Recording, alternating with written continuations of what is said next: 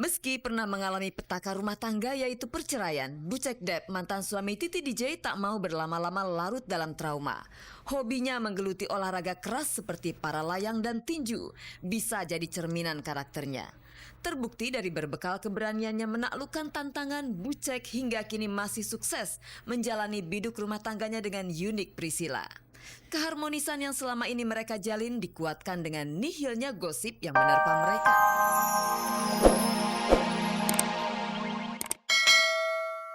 Lagi dilakukan tes urin di sebuah klub, apa mana WC-nya atau apa harus di bawah pohon atau bagaimana, saya kan nggak ngerti itu, yang saya bingung gimana ya, saya nggak mau tes urin, saya bingung ntar di mana tes urinnya gitu kan.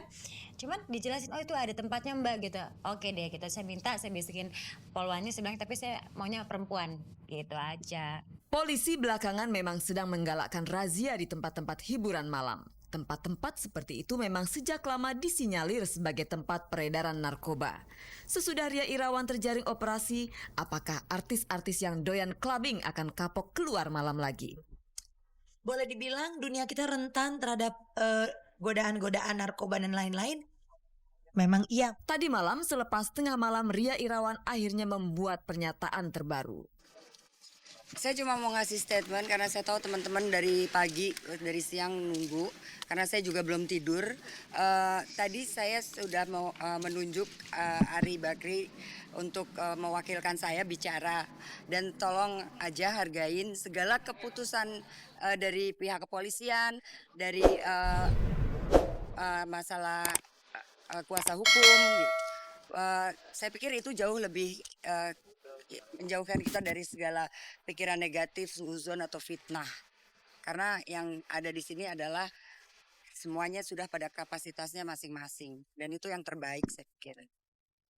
Saya sebagai pihak dari keluarga Ria, kakaknya Ria, tidak menambahkan statement apapun, karena tidak ada gunanya gitu untuk menambah atau mengurangi berita.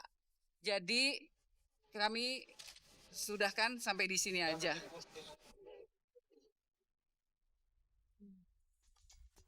Pemirsa, tidak terasa umur kandungan Sofia Latjuba sudah masuk 7 bulan. Dan rencananya Sofia akan melahirkan di bulan September.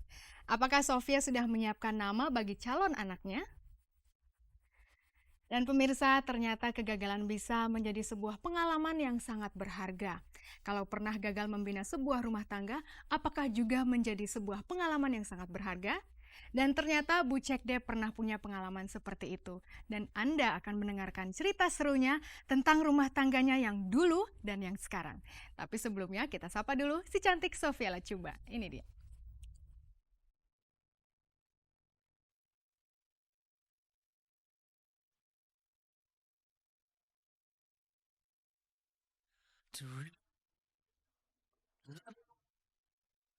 Semenjak pertengahan bulan April lalu resmi menikah, Sofia Latjuba dan Michael Villarreal sudah bisa bernafas lega dan leluasa bepergian. Kemarin, saat ditemui seusai menjadi bintang tamu di acara uji emisi gas dengan renyah, Sophie dan Michael menyambut para wartawan. Sebagai keluarga baru, kedua pasangan ini tentunya mengharap harapan baru. Salah satu pengharapan mereka tersimpan dalam perut Sophie yang membesar. Diperkirakan bulan September nanti anak mereka akan lahir. Ini kedengarannya klise gitu, tapi kita baru tahu kalau emang kita dalam keadaan hamil gitu, bahwa memang yang paling penting bahwa ya yang penting sehat gitu. Nggak apa-apa dia mau perempuan atau mau laki-laki, yang penting sehat gitu. Apalagi umur saya udah 34 tahun. Tadi malam hampir pingsan, ada checklist apa yang harus dibeli supaya anak-anak itu punya semua. Jadi sebagai calon bapak saya memang kaget sekali. Banyak sekali yang harus siap. Bicara persiapan kelahiran Michael Junior, apa rencana kalian buat si kecil? Yang pasti dia lahir di Indonesia dan dia akan pertama pengenalannya adalah Indonesia.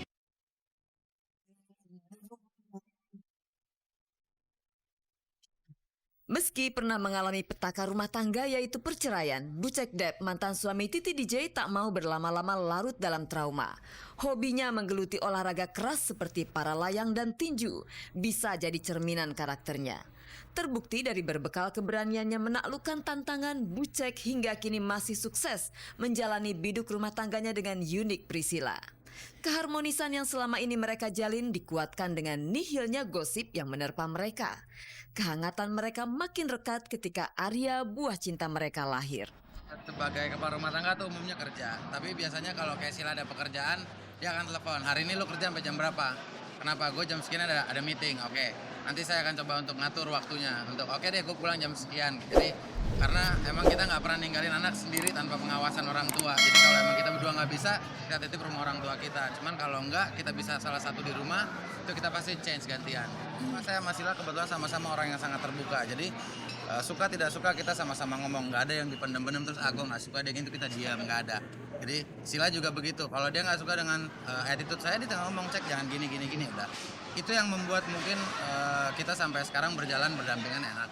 Katanya kan gue asik dengan kesibukan sama anak, jadi ya lah gitu, jadi ya udah gitu. Karena hari-harinya pokoknya jangan anak yang ninggalin deh gitu, maksudnya jangan pergi-pergi terus gitu, karena nggak lebih concern gitu. Kalau buceknya mau pergi main, nggak boleh, asal jangan anak gue. Jamaknya pasangan artis muda selalu gagal membangun rumah tangga. Banyak dalih yang dijadikan alasan perceraian. Namun menurut Bucek, ia sudah cukup kenyang mencicipi pahitnya perceraian. Nah, bagaimana Bucek membuktikan komitmennya untuk tidak bercerai?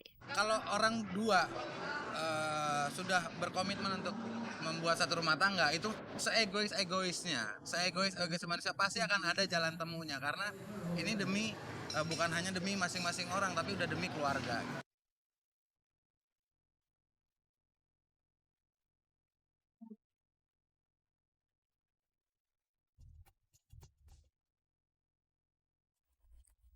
Orang yang berpikiran positif melihat kegagalan sebagai suatu keberhasilan yang tertunda.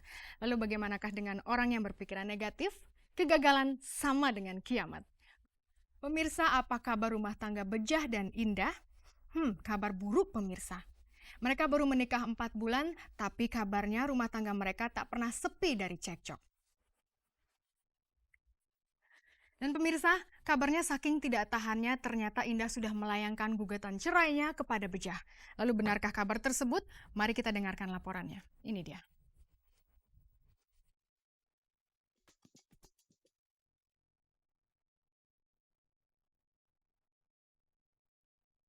Perempuan kembali menjadi bulan-bulanan tindak kekerasan lelaki. Kali ini yang menjadi korban adalah Trinda Herlina, istri Bejah.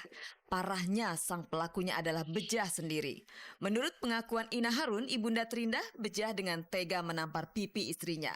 Percekcokan antar keduanya ditengarai sebagai awal pemicu peristiwa itu. Kejadiannya sudah berlangsung seminggu lalu menjelang subuh di kediaman Bejah. Karena gue nangis-nangis minta jemput, dia bilang dia di Tempeleng, saya jemput dia. Jam 3:30 pagi itulah dia nggak mau keluar. Bejahnya nggak mau temuin saya. Katanya ditampar. Ya sampai biru kan mukanya. Di pipinya sebelah kiri. Ya namanya anak saya. Dia dalam keadaan susah kembali kepada orang tuanya, ya saya terima. Semenjak tindakan tidak menyenangkan yang dilakukan Bejah terhadap istrinya, Trinda serta-merta pulang ke rumah orang tuanya di daerah Utan Kayu.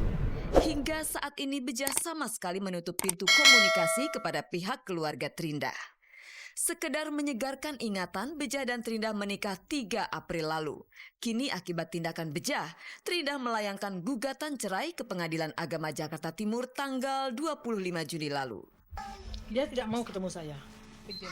Saya juga nggak tahu, saya sudah datang ke rumah dia. Dia tidak mau keluar dari kamar. Yang mengajukan bukan Muhammad Hamzah. Yang mengajukan adalah istrinya, yang bernama Tri Indah Herlina binti Harun Al-Rasyid. Pernikahan Bejah dan Indah ibaratnya seumur jagung. Pernikahan keduanya ini sewaktu itu membuat banyak pihak terheran-heran. Pasalnya perkenalan mereka tidak membutuhkan waktu lama untuk naik ke pelaminan. Padahal kala itu sosok Bejah masih menjurus pada almarhumah Eis Sukma Ayu. Dengan kejadian ini, Trinda terang takkan mengampuni Bejah. Lantas bagaimana Ibu Trinda bersikap? Kalau di mata saya tadinya baik sih. Baik sekali, anaknya santun ya, sopan gitu ya. Ya tapi saya nggak ngerti nih kok jadi main tempelengan ini, saya nggak tahu gitu. Ya kalau sudah main kekerasan kayaknya nggak bisa terusin lagi.